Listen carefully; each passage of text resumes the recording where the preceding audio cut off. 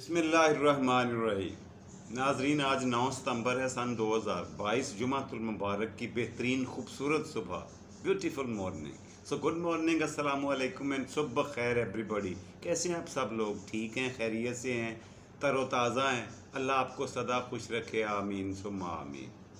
حسب معمول جی ناظرین، جمعۃ المبارک کے متبرک دن کے حوالے سے آئیے ہم سب مل کر ایک مرتبہ درود شریف پڑھ لیں۔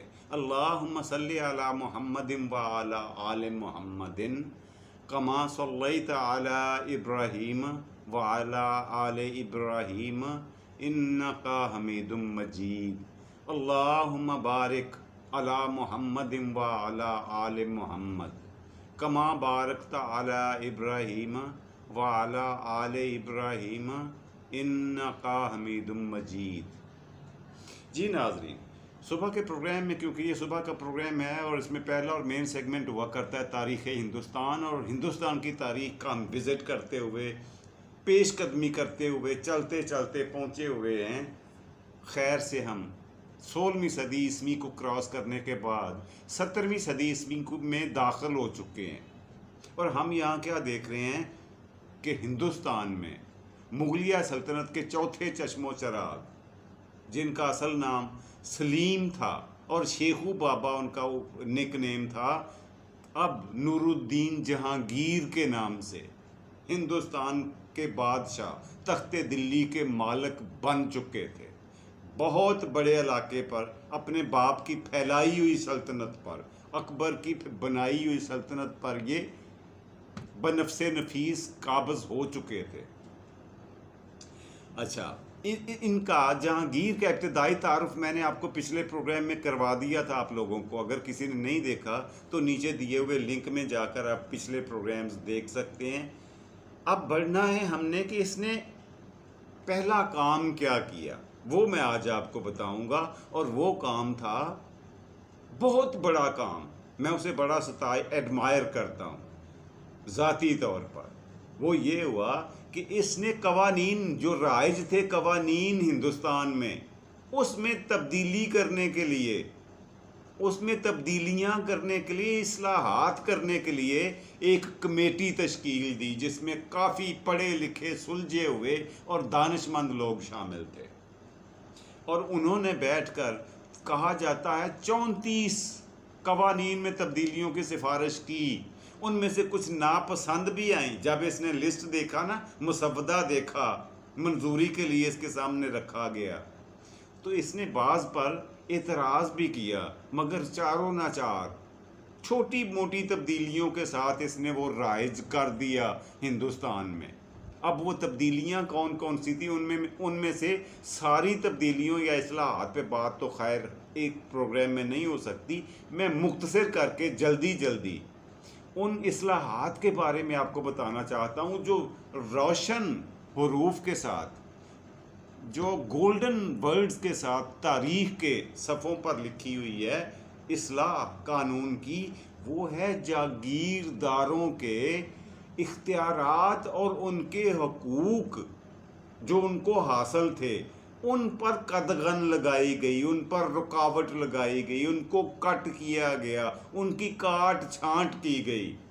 یہ جرت، یہ ہمت کسی مغل بادشاہ کو نہیں ہوئی، یہ جہانگیر کے حصے میں آئی کہ اس نے اس کمیٹی کی ہوئی سفارشات کو ایز اٹ از نافذ کر دیا، اور کسی بھی ممکنہ رد عمل کو خاطر میں لائے بغیر، بلا کسی خوف کے، بلا کسی تردد کے ان کو رائج کر دیا۔ یہ بہت بڑا کام تھا، اس لیے کہ جو جاگیردار ہوا کرتے تھے وہ تو پلر تھے، بادشاہ کی سلطنت کے، بادشاہ کے تخت کے پائے ہوا کرتے تھے، ان کے بغیر تو بادشاہ کا تخت گر سکتا تھا۔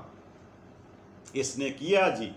اب وہ کیا تبدیلیاں کی، میں آپ کو ان کی جلدی سے تھوڑی سی تفصیل بتانے کے بعد، مختصر کر کے لیکن جامع بتانے کی کوشش کرتا ہوں، اور پھر آگے بڑھیں گے دوسری اصلاحات کیا تھی۔ جاگیرداروں کے بارے میں سب سے بڑا جو اس نے کام کیا کہ ان کی جاگیروں میں جو عوام بستے تھے، ان کو حق حاصل تھا جاگیردار کی۔ جاگیر ظاہر ہے 100 کلومیٹر تک چاروں طرف پھیلی ہوئی ہوتی تھی، اتنی بڑی بڑی جاگیریں عطا کی ہوئی تھیں لوگوں کو، اور وہ اپنی جاگیر میں جتنے قصبے، جتنے شہر، جتنے دیہات اور جتنے لوگ بستے تھے جاگیردار کے رحم و کرم پر ہوا کرتے تھے. ان کی زندگی موت کا فیصلہ بھی جاگیردار کے ہاتھ میں ہوا کرتا تھا، اس کی عزت بے عزتی بھی اس کا مالک بھی جاگیردار ہوا کرتا تھا، اس کے رزق روٹی کی وارث بھی توبہ نعوذ باللہ جاگیردار کے ہاتھ میں ہوا کرتی تھی. وہ کیسے، میں آپ کو بتاتا ہوں. زمینوں کی تقسیم، کیونکہ سب سے بڑا تو جاگیردار مالک ہوا کرتا تھا، جاگیر اس کی. اب جو چھوٹے مالکان تھے، چھوٹے چھوٹے رقبوں کے مالک، زرعی اراضیوں کے مالک، کسی کی بھی زمین کو اونے پونے داموں اینٹ سکتے تھے، خریدنا تو نہ کہیں، چھین سکتے تھے. ان کو یہ حق حاصل تھا، قانونی ان کو کور دیا گیا تھا، قانونی کوریج دی گئی تھی ان کے اس حق کو. اور پتہ ہے قانون کس چیز کا نام تھا؟ قانون نام تھا جاگیردار کی مرضی اور منشا کا نام قانون، کہ جو اس کے دل میں آئے، جو اس کی خواہش ہو، جو اس کی خوشی ہو جاگیردار کی، وہی قانون ہے. یہ ظلم و بربریت کے علاوہ تو کچھ نہیں تھا. بہت کم لوگ ایسے تھے جاگیردار جو خلق خدا کا درد، خوف خدا جن کی کھلڑی میں تھا تھوڑا بہت، لیکن اکثریت جو تھی وہ بے راہ روی کا شکار تھی. انسانوں پر ظلم و ستم کے پہاڑ توڑ لینا اپنا پیدائشی اور ابتدائی حق سمجھتے تھے. جس کی مرضی زمین لے لینا ان کے حق میں تھا، ان کی مرضی تھی. جس کی مرضی زمین سے فصل اٹھا لینا، اگر کسی کی فصل اچھی ہو گئی ہے کسی ذمہ دار کی، تو وہ لے سکتا ہے، جی مالک ہے، وہ کچھ بھی کر سکتا ہے. اس طرح کی حرکت جب چاہے جہاں چاہے وہ کر سکتا ہے، اس کو پورا حق حاصل ہے. اور پھر اس سے بھی آگے بڑھیں ایک قدم. اگر اس کی جاگیر میں اسے کوئی لڑکی پسند آ گئی ہے، اب میں بدترین اس کا اختیار بتانے جا رہا ہوں، کوئی لڑکی پسند آ گئی ہے کسی مزارے کی، کسی اس جاگیر میں رہنے والے باسی کی، تو اس کو حق تھا کہ اس لڑکی کو لے جا کر اس کا نکاح اپنے ساتھ کر لے، اپنے کسی بیٹے کے ساتھ کر لے، یا اپنے کسی ملازم کے ساتھ کر لے. یہ قانون تھا، یہ حق حاصل تھا جاگیردار کو. اس کو کٹ کیا، ان اختیارات کو کٹ لگایا. اچھا، اس کی ذمہ داریاں کوئی نہیں ہوا کرتی تھی جاگیردار کی. صرف ایک ذمہ داری تھی کہ اس نے یہ کرنا ہے کہ بائے حق اور بائے کروک کسی بھی طریقے سے، جائز و ناجائز طریقے سے، عوام سے ٹیکس اکٹھا کر کے وہ رقم شاہی خزانے میں، دلی کے خزانے میں جمع کروانا اس کی ذمہ داری تھی. اس کے علاوہ کچھ نہیں. باقی سارے حقوق ہی تھے، فرائض کی لسٹ کوئی نہیں تھی. اچھا، اس کے علاوہ کیا کر سکتا تھا؟ اگر کسی کا مکان پسند آ گیا ہے، گھر بنا لیا غلطی سے کسی نے، اچھا محنت کر کے، اور جاگیردار صاحب کو یا اس کے بیٹوں کو یا اس کے ملازمین کو یا اس کے چمچوں کڑچھوں کو پسند آ گیا وہ گھر، تو اس کو نوٹس آ جاتا تھا کہ اس گھر کو خالی کرو، یہ جاگیر صاحب نے اپنے قبضہ قدرت میں لے لیا ہے اور آپ کہیں اور جا کے بسیرا کر لو. اس کے اس ظلم کی، اس بربریت کی کہیں کوئی اپیل نہیں ہو سکتی. کسی عدالت میں، کسی تھانے میں، کسی کچہری میں اس کے فیصلے کو چیلنج نہیں کیا جا سکتا تھا. اور مزیداری کی بات یہ کہ اس کے خلاف بادشاہ وقت بھی بات نہیں سنتا تھا مظلومین کی، جاگیرداروں کے بارے میں. اتنا سخت اختیارات، لامحدود اختیارات کے مالک تھے. اچھا، اگر کوئی بندہ مر جاتا تو اس کی جائیداد کی جو تقسیم ہے نا اس کے بچوں میں، وہ جاگیردار صاحب کا قانونی حق تھا کہ وہ جس بچے کو جتنی چاہے اتنی دے دے یا کسی کو محروم کر دے. اس کی مرضی ہے، اس کی پسند اور ناپسند کا نام قانون ہے. جس کو وہ اچھا لگتا ہے کوئی بندہ اس کی اولاد میں سے، ممکن ہے اس کو ساری عطا کر دے وراثت، اور جس کے ساتھ اس کی لاگت بازی ہے، جو اسے سلام نہیں کرتا، جو اس کی چاپلوسی نہیں کرتا، اس کو جائیداد سے محروم کر دے۔ اس کو حق حاصل تھا۔ اور باقی جس چھوٹے ذمہ دار کی، چھوٹے مالکان میں سے اگر کسی کی اولاد نہیں ہے اور وہ مر جائے تو وہ جائیداد بھی ان کے جاگیردار کے رحم و کرم پہ ہو گئی، اس کی ملکیت پہ وہ جہاں چاہے اس کا مصرف کر لے، جہاں چاہے استعمال کر لے۔ اور بعضوں کی تو اولاد ہوتی نہیں تھی نا اللہ کی طرف سے، اور کئیوں کی اولاد کو پھر یہ قتل کروا دیا کرتے تھے اسی کام کے لیے کہ اس کی جو جائیداد ہے، اس کی جب بچے ہی نہیں ہوں گے تو تقسیم کس میں کرنی ہے، وہ پھر ہماری ہی ہوگی۔ وہ اتنے وسیع اختیارات ان کو دیے ہوئے تھے، اور کچھ بھی ان کی ڈیوٹی، ان کے فرائض کی، کسی بھی مہذب معاشرے میں جہاں کسی کے حقوق ہوتے ہیں وہاں فرائض بھی ہوتے ہیں، دونوں چیزیں پیرالل چلتی ہیں، متوازی چلتی ہیں، برابر چلتی ہیں، شانہ بشانہ حقوق و فرائض چلتے ہیں، مگر یہاں گنگا الٹی بہہ رہی تھی۔ یہ سارے قوانین کمیٹی کی ریکمنڈیشن پر جہانگیر نے تبدیل کر دیے، اس میں اصلاحات کر کے ان کو سلب کر لیا، ان اختیارات کو، جس کا شدید غم و غصہ پایا گیا جاگیرداروں میں، انہیں بہت برا لگا۔ اب آگے جا کے اس کا رد عمل کیا ہوا، اس کے نتیجے میں اسے کون کون سے نتائج کا سامنا کرنا پڑا جہانگیر کو، اس کی میں تفصیلات آپ کو اگلے پروگرامز میں بتاؤں گا۔ جیسے جیسے ہم آگے بڑھیں گے اس پہ بات کرتے رہیں گے۔ اب ان کے فرائض بھی مقرر کر دیے جی جاگیرداروں کے، ان سے یہ کہا گیا کہ آپ کا فرض ہے، آپ کی ڈیوٹی ہے کہ آپ نے آپ کے علاقے میں جتنی سڑکیں ہیں، بڑی بڑی شاہراہیں ہیں، ان کے دونوں کناروں پہ درخت نہ صرف لگائیں بلکہ ان کی آب پاشی بھی کریں، ان کی پرورش کا بھی انتظام، ذمہ داری آپ کی ہے۔ نمبر 2، ہر سڑک پر تھوڑے تھوڑے وقفے کے بعد پولیس کی چوکیاں بٹھائی جائیں، بسائی جائیں، تاکہ جو مسافر ہیں یا جو تاجر حضرات ہیں ان کو تحفظ حاصل ہو۔ اور تیسری بات یہ کہ جگہ جگہ مسافر خانے بناؤ، تاکہ جو مسافر ہوتے ہیں یا جو تاجر ہوتے ہیں وہ رات کو اگر رہنا چاہیں تو وہاں پہ ان کو رہائش اور کھانے پینے کے لیے چیزیں اویلیبل، میسر اور دستیاب ہونی چاہیے۔ اب اونٹ پہاڑ کے نیچے آ چکا تھا، اور مزے کی بات دیکھیں، پہلے کیا ہوتا تھا، جاگیردار صاحب کے جو چمچے ہوا کرتے تھے نا، وہ اپنی جاگیر سے گزرنے والے تجارتی قافلوں کو تلاشی کے بہانے روکتے اور ان کے ساری پیکنگ کھول کر توڑ کر سارا سامان بکھیر دیتے، اور اسے کہتے نہیں یہاں سے تو کچھ نہیں نکلا، ہماری رپورٹ غلط تھی، ہمیں جو مخبری ہوئی تھی وہ غلط نکلی، کوئی بات نہیں، آپ دوبارہ اسے پیکنگ کر کے لے جاؤ۔ کیسے پیکنگ کرے؟ ری پیکنگ کا اس کے پاس سامان ہی نہیں ہوا کرتا تھا، اس کے پاس کوئی انتظام ہی نہیں تھا، سارے بورے بوریاں اور جو بیگ تھے وہ تو پھاڑ دیے آپ لوگوں نے۔ لیکن وہ جا کے التجا کریں، فریاد کریں، شکایت کریں تو کس سے کریں؟ جاگیردار کے اور اس کے گنڈوں کے خلاف۔ اس بات سے منع کیا گیا، اس حرکت سے منع کیا گیا کہ کسی بھی تاجر کے قافلے کے سامان جو ہے اس کو تلاشی کے بہانے کھولنے کی، چیر پھاڑ کرنے کی آپ کو اجازت نہیں ہے۔ یہ وہ قوانین تھے تاجروں کے، جاگیرداروں کے خلاف، جنہوں نے ادھم مچا دیا ہندوستان میں۔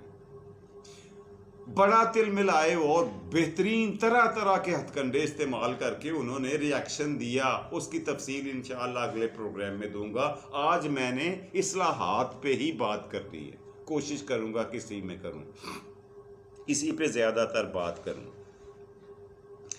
اور جو اختیارات ان کے واپس لے لیے گئے وہ میں نے آپ کو گنوا دیے ہیں، اور جو اگلا کام اس نے کیا انہی اصلاحات کے تحت اپنے نام کے سکے جاری کیے جن پہ اپنا مہر اور اپنا نام اور اپنی تصویر لگوائی. جہانگیر نے اپنے نام سے یہ جو کوئنز ہوتے ہیں، سکے ہوتے ہیں، رقم ہوتی ہے، وہ اپنے نام سے جاری کیے. دوسری اصلاح یہ کی. تیسری اصلاح یہ کی کہ جتنے کچے ملازمین تھے ان سب کو مستقل یعنی پرماننٹ کر دیا. سرکاری ملازمین کو جو ڈیلی ویجز تھے، وزٹنگ تھے یا سینکشن پہ تھے، ہوا کیا کرتا تھا کہ ایک دو مہینے کے لیے ان کو بھرتی کیا جاتا اور بعد میں ان کو چھٹی کرا دی جاتی. اور وہ بیچارے جائیں تو پھر کہاں جائیں، کدھر جائیں؟ ان کی آمدنی اور انکم کا کوئی اور سورس، کوئی اور ذریعہ ہوتا نہیں تھا. اب خود بھی گورنمنٹ نے بھی، سرکاری سطح پہ بھی اور پرائیویٹ مالکان کو بھی یہ حکم دیا گیا کہ آپ نے کسی کی بھی ملازم کو جو آپ کے پاس 3 سال سے ملازم ہے، کچا ہے، اس کو مستقل کرنے کے آپ پابند ہو، اور سرکار بھی ایسا کرے گی. یہ علیحدہ بات ہے کہ پھر فیکٹری مالکان نے یا ذمہ داروں نے کیا کیا کہ وہ 3 سال متواتر کسی کو رکھتے ہی نہیں تھے. مس یوز آف لا، قانون کا غلط استعمال تو صدیوں سے چلتا آیا ہے نا. اس میں ہم لوگ ماہر ہیں کہ قانون کو توڑ مروڑ کر اس کے پر پرزے کیسے توڑنے ہیں، اس کو ناکارہ کیسے بنانا ہے، یہ ہم بڑا جانتے ہیں، اس میں ماہر ہیں ہم لوگ. خیر، اس نے اپنی ذمہ داری پوری کر دی، سرکاری سطح پر بھی اور پرائیویٹ ملازمین کو مستقل کرنے کے احکامات جاری کر دیے فوری طور پر. اس کے علاوہ جی اس نے اگلا جو کام کیا، جاگیرداروں کی پھر شامت آ گئی. جاگیرداروں کو ایک اور حکم جاری کیا گیا کہ آپ لوگوں نے اپنی جاگیر میں ہر گاؤں میں، ہر ٹاؤن میں، ہر قصبے میں، ہر شہر میں مسجدیں تعمیر کوانی ہیں. اور اس کے علاوہ آپ نے وہاں پہ مساجد میں علماء کرام، پڑھے لکھے لوگوں کو بھرتی کرنا ہے، پیش امام رکھنا ہے. یہ بھی ان کی ڈیوٹی لگ گئی. اب اگلی بات ان کو حکم یہ جاری ہوا کہ تم نے ندی نالوں اور دریاؤں پر پل بھی بنانے ہیں جہاں پہ ضروری ہو، عوام کی آسانی کے لیے، عوام کی فیسیلیٹیٹ کرنے کے لیے، پبلک کو، ان کو ایک جگہ سے دوسری جگہ منتقل ہونے کے لیے، سفر کرنے کے لیے، ٹریولنگ کے لیے مشکل پیش نہ آئے، ان کو بہت لمبا چوڑا سفر نہ کرنا پڑے. جہاں سے لوگوں کا گزر زیادہ ہے وہاں پہ پل بناؤ، ندیوں پہ، نالوں پہ، دریاؤں پہ. بہت بڑی عجیب بات تھی. اور اگلا جو اصلاح کی گئی قانون میں وہ بڑی مزے کی ہے. وہ یہ کہ شراب بنانے اور پینے پر ہندوستان میں پہلی مرتبہ قانونی طور پر پابندی لگائی گئی. حالانکہ اکبر بادشاہ اور اس کے 3 بیٹے، یہ جہانگیر سمیت، شراب زیادہ پینے کی وجہ سے مرے تھے. لیکن کیونکہ اب یہ کمیٹی، اصلاحاتی کمیٹی نے یہ سفارش کر دی تھی، یہ قانون بھی نافذ کر دیا گیا کہ ہندوستان میں کوئی بھی شراب نکالے گا یا پیے گا تو اس کو قانون کے نیچے لا کر قانون کے مطابق سزا دی جائے گی. اچھا، اس کے علاوہ یہ ہوا جی، جو ناک، کان اور گلا کاٹنے والا قانون تھا. بعض جرائم ایسے تھے ہندوستان میں کہ جو مجرم اس میں جرم ثابت ہو جاتا، اس کا ناک، کان یا پھر گلا کاٹ دیا جاتا. اور بعض لوگوں کو اس طرح قتل کرنے کی بجائے جنگلی جانوروں کے آگے زندہ ڈال دیا جاتا. یہ قانونی طور پر جائز تھا، یہ سزا ہوا کرتی تھی. یہ ساری سزائیں اس نے ختم کر دیں جہانگیر نے. یہ ایسا کمیٹی کے ہتھے چڑھا کہ پھر اسے ان کی ساری اصلاحات، ان کی ریکمنڈیشنز، ان کی سفارشات ماننا پڑی، اور اس نے کافی حد تک ان پہ عمل درآمد بھی کیا. اگلی سفارش ان کی یہ تھی جس پر اس نے عمل کیا کہ بحری کشتیوں پر جو تجارتی سامان آتا اور جاتا ہے اس پر ٹیکس ختم کیا جائے. ہر قسم کے ٹیکسز بحری ٹریولنگ سے ختم کیے جائیں، کشتیوں پر جو سامان آتا اور جاتا ہے وہ ختم کر دیا گیا۔ اس سے تاجروں کو بڑی خوشی ہوئی، ان کے منافع میں، ان کے کاروبار میں دن دگنی اور رات چگنی ترقی ہوتی گئی۔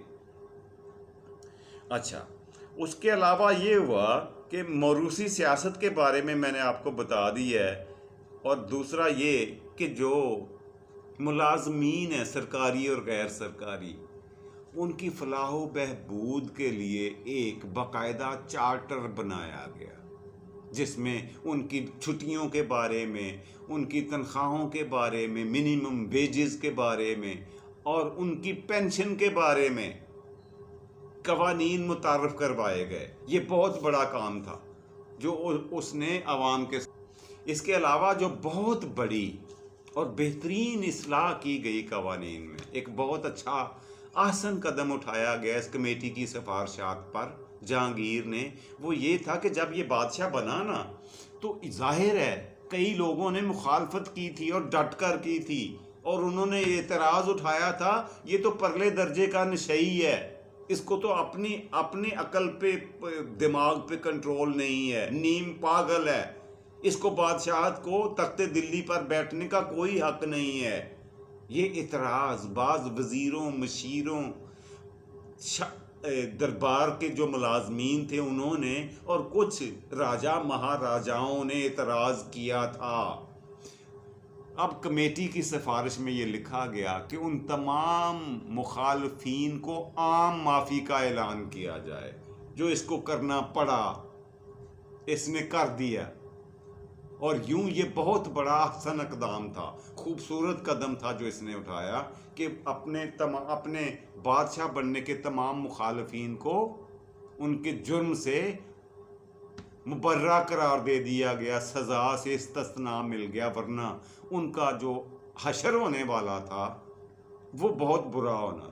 ظاہر ہے ان کی شدید مخالفت کے باوجود یہ بادشاہ بنا۔ اب اس کے قہر سے، اس کے غضب سے ان کو بچانے والا کوئی نہیں تھا۔ کمیٹی نے یہ کام کیا، اسی کمیٹی، اصلاحاتی کمیٹی نے، کہ ان کو تحفظ فراہم کرنے کی سفارش کر دی، اور اس پہ دستخط کرنا پڑے جہانگیر کو۔ یہ وہ چیدہ اصلاحات تھیں جو موٹی موٹی تھیں، اس کے علاوہ چھوٹی چھوٹی بہت ساری تھیں، لیکن جو مجھے پسند آئیں، جو میری نظر میں وزندار تھیں، وہ میں نے آپ کی خدمت میں پیش کر دی۔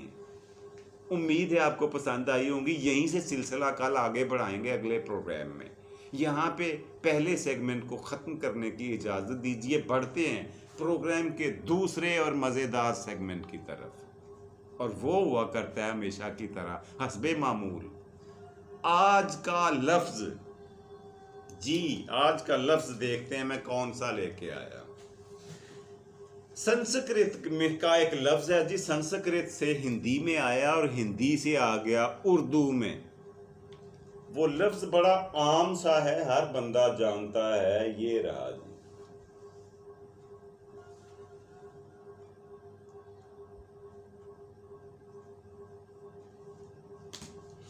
یہ ہے جی لفظ کنگن۔ کنگن کیا ہوتا ہے ساروں کو پتہ ہے، ایک موٹی چوڑی ہوتی ہے موٹے سائز کی، جو عورتیں اپنے ہاتھوں میں پہنتی، اور دو چوڑیاں اگر دو کنگن پہنے ہوئے ہوں تو ان کے کھنکنے کی خاص آواز آتی ہے۔ اب میں آپ کو بتانے لگا ہوں کہ یہ کنگن، اس زیور کا نام کب، کیسے اور کیوں پڑا، اور اس کی ابتدائی شکل کیا تھی، اور اب کیسے یہ کنگن بن گیا ہے، پہلے اس کا نام کیا رکھا گیا اور کیوں رکھا گیا۔ جب دو چوڑیاں عورتیں پہنتی تھی نا ہاتھ میں، موٹی چوڑیاں، تو ان کے کھنکنے کی ایک خاص آواز آتی تھی، جسے یوں سنا جاتا تھا، کن کن کن کن کی آواز آتی تھی، ان کے آپس میں لگنے کی وجہ سے، ہلنے کی وجہ سے ایک آواز، خاص آواز پیدا ہوتی، اور یوں اس زیور کا نام رکھا گیا کن کن کن کن۔ اور جب اس کو اکٹھا لکھا گیا ان الفاظ کو، تو کچھ یوں لکھا گیا،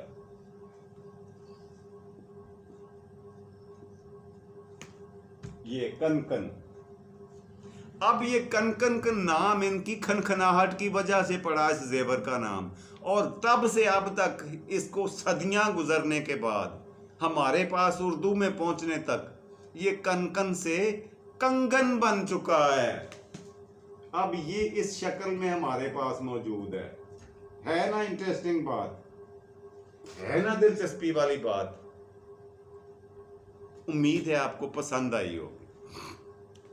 جی ناظرین، بڑھتے ہیں آج کے پروگرام کے تیسرے اور آخری سیگمنٹ کی طرف، اور وہ ہوا کرتا ہے حسب معمول آج کی بات۔ آج کی بات یہ ہے سائیں، کچھ بھی کہہ لیں، کچھ بھی کر لیتے ہیں، میں آپ سے آج کی بات جو میں آپ کی خدمت میں پیش کرنا چاہ رہا ہوں وہ یہ ہے کہ کبھی کبھی ہمارے معاشرے میں، ہمارے ارد گرد، ہمارے گرد و نواح میں ہم دیکھتے ہیں کہ کئی لوگ انتہائی دل شکستگی کے حوالے سے، دل شکستگی کی حالت میں، ٹوٹے ہوئے دل کے ساتھ، مایوسی میں ڈوبے ہوئے دل کے ساتھ، انتہائی کمزوری کی حالت میں، انتہائی ناداری کی حالت میں، انتہائی قسم پرسی کی حالت میں، بے یار و مددگاری کی حالت میں آپ کے پاس آتے ہیں، اور ان کی ذہنی حالت جس طرح کے کرب سے وہ گزر رہے ہوتے ہیں، ان کی ذہنی حالت ایسی ہوتی ہے کہ وہ گفت و شنید کے آداب بھی پسے پشت ڈال دیتے ہیں، ان سے بھی، اس پٹری سے بھی اتر جاتے ہیں۔ گزارش ہے آپ سے یہ کرنی تھی کہ ایسے لوگوں کی باتیں تحمل سے، بردباری سے سن لیا کریں۔ یہ میرے سونے اللہ پاک کی خاصیت ہے، اور اسی کی عطا ہے جو اس نے کچھ بندوں کو یہ بخشی ہوئی ہوتی ہے، تحفہ دیا ہوا ہوتا ہے کہ آپ اکتاہٹ محسوس نہ کریں، ہمدردی کے ساتھ آپ اس کی مدد نہیں کرنا چاہتے یا کر نہیں سکتے، نہ کریں، مگر دو بول ہمدردی کی تو بول سکتے ہیں، اسے صبر اور تسلی تو دے سکتے ہیں، اس کی حوصلہ افزائی، اس کو انکریج تو کر سکتے ہیں۔ یہ آپ کا بہت بڑی نیکی ہوگی، اسے جھاڑ پہ لا کر، اسے ڈانٹ ڈپٹ کر کے، اس کو بری گفتگو کا تانا دے کر اپنے دروازے سے، اپنے در سے، اپنے پاس سے اٹھا دینا۔ یار بڑا عجیب لگتا ہے، کوشش کیا کریں ایسا نہ کریں۔ اس کے ساتھ ہی آج کے پروگرام کو ختم کرنے کی اجازت دیجیے، اپنے میزبان جاوید اقبال کو دیجیے اجازت۔ فی امان اللہ، اور پاکستان زندہ باد۔